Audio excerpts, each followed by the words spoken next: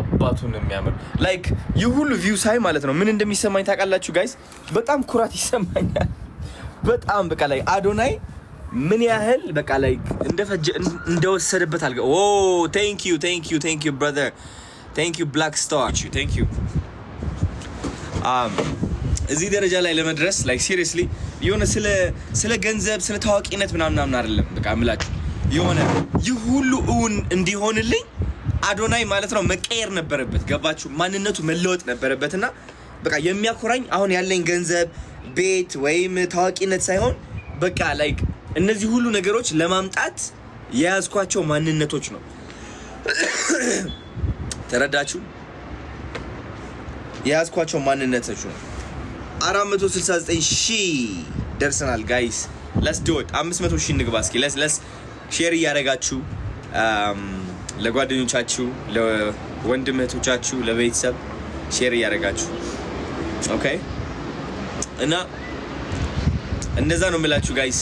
የምትፈልጉት ነገር የምታመጡበት መንገድ ላይክ ያ ነገር በማወራሯጥ ሳይሆን ማንነታችሁ በመቀየር ነው እያንዳንዱ ነገር የምትቀይሩት።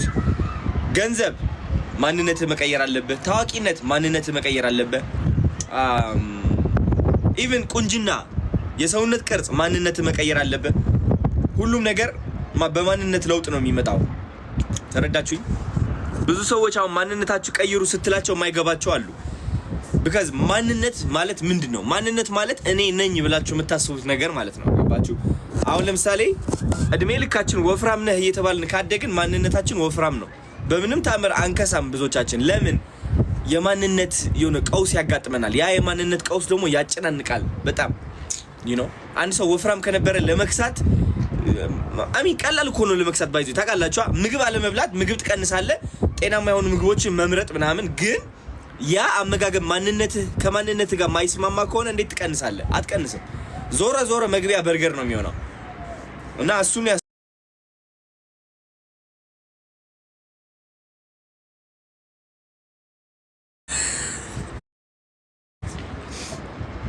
Popular Electronics. We are at 470,000. Yeah. Whoa.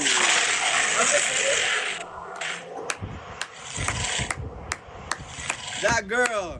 Thank you. Ambassa already. Oh my God, this is amazing. That girl. Thank you Ninat. አመሰግናለሁ ወይም ያ thank you Ninat. አመሰግናለሁ በጣም I appreciate you. Thank you so much.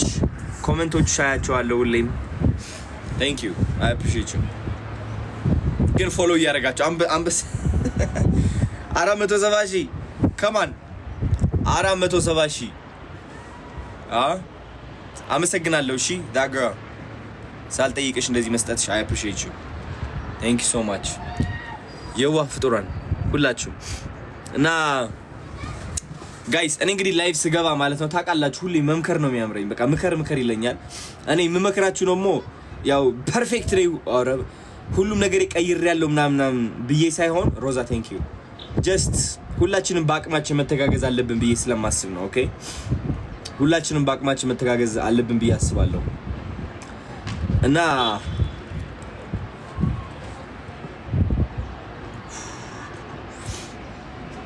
እስኪ ብዙዎቻችሁ ማለት ነው ከ3 አመት በፊት ታቁኛላችሁ። ከ3 አመት በፊት የምታቁኝ ሰዎች ካላችሁ እስኪ አንድ ብላችሁ ጻፉ።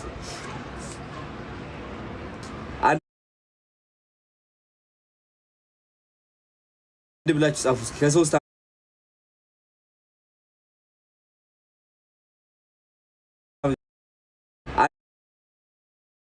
አንድ ብላችሁ ጻፉ እስኪ ከ3 አመት በፊት የምታቁኝ አንድ ብላችሁ ጻፉልኝ። ከ3 አመት የምታቁኝ ሰዎች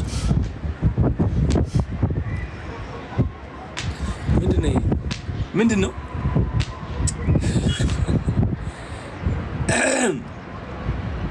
አይ ቲንክ የኔ ለውጥ የጀመረው የህይወት ለውጥ ከ3 አመት በፊት ነው። በጣም ልንገራችሁ፣ በጣም ብቸኛ ነበርኩኝ። ባይዘ ካናዳ ስኖር አሚን ጓደኞች ነበሩኝ እኮ ግን የሆነ ጓደኞች አይደሉም። ገባቸው ጀስት የምታገኘው ሰው በቃ ዝም ብለህ ሰው አለኝ ለመውጣት ምናምን ይዘው የምትወጣ ሰው ነበር አለፍ ብሎ እንጂ የልብ ጓደኛ አልነበረኝም። እና ለ3 አመት ሙሉ በቃ ህይወቴ ስራ ጂም ቤት ነበርና በቃ በጣም የተፈተንኩበት ጊዜያት ነው። በቃ ብታዩ በጣም እንደ አንድ አዶናይ እኔ አሁን በቃ በጣም ትልቅ ህልም አለኝ፣ ትልቅ እልህ አለኝ። ገባችሁ? የዛኔ እኮ ያ እልህ ነበረ፣ ግን በቃ በፍርሃት ተሸፍኖ ነበር ያ እልህ። በፍርሃት ሰው ምን ይለኛል፣ በጭንቀት ራስን በመጥላት ምናምን እና ያ ሁሉ 3 አመት ለካስ የሰራሁት ምን እንደሆነ ታውቃላችሁ? በቃ ድፍረቴን መጨመር ነው። በቃ ይገባኛል የሚለው ስሜቴን መጨመር። ለ3 አመት ሙሉ እሱን ነበር ሳረግ የነበረው። ከዛ ግን አዲስ አበባ ስመጣ ማለት ነው፣ አዲስ አበባ ስመጣ ምን ተቀየረ መሰላችሁ? በቃ ፍርሃቴ ለቀቀኝ። ይህ ፍርሃቴ ስላችሁ ማለት ነው በቃ ሰው ምን ይለኝ ይሆን፣ በራሴ ከተማመንኩኝ፣ በአስተሳሰቤ ከተማመንኩኝ ሰው ይጠላኝ ይሆን የሚለው አስተሳሰብ በቃ እንትን አልኩት። ገባችኋ? በቃ የሆነ አውጥቼ ጣልኩት። ለምን የሆነ ጊዜ ወቸው ጉድ ላይ ሄጄ የተናገርኩት ነገር ነበርና በቃ ያሳለፍኩት ችግር ያሳለፍኩት መከራ ምናምን ሳካፍል ሰዎች የሆነ ቆራጦ ምን አደረጉኝ? እኔን ለማስጠቆር ሞከሩ። ተሳካላቸው። በጣም በሀገር ደረጃ ነው እንትን የሆንኩት። በጣም ብዙ ተረባ፣ በጣም ብዙ ንቀት ደርሶብኛል። በኦንላይን ብቻ ሳይሆን በአካልም ለራሱ እና የዛን ጊዜ መሰባበር ነበረብኝ አይደል እንዴ? እንደ አንድ አዶናይ ተሰባብሬ ቤት መደበቅ ነበረብኝ ምናምን። እንደውም የዛኔ ነው ያገገምኩት። ሃኒቾ ቴንክ ዞላ የዛኔ ነው ያገገምኩት እንደ አንድ አዶናይ። የዛኔ የሆነ እኮ አንዳንዴ እኮ ባይዘወይ ማለት ነው ሁሉም ሰው ቢጠላኝና ባርፍ ትላላ። ሁሉም ክብር ስም ነው። ያ ሰው ይወደኛል ያከብረኛል ምናምን ይያል የራሳችን ነገር አናረግም።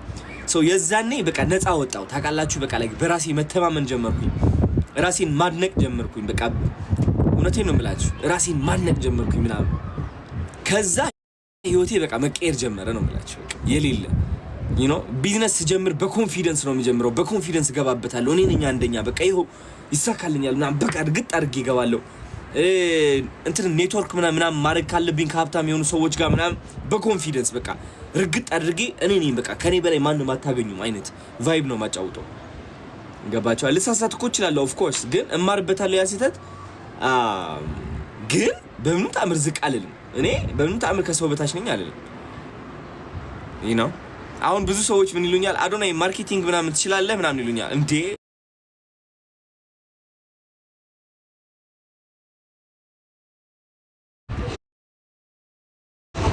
ቴንክ ዩ። ብዙ ሰዎች ምን ይሉኛል መሰላችሁ? አዶናይ ማርኬቲንግ ምናምን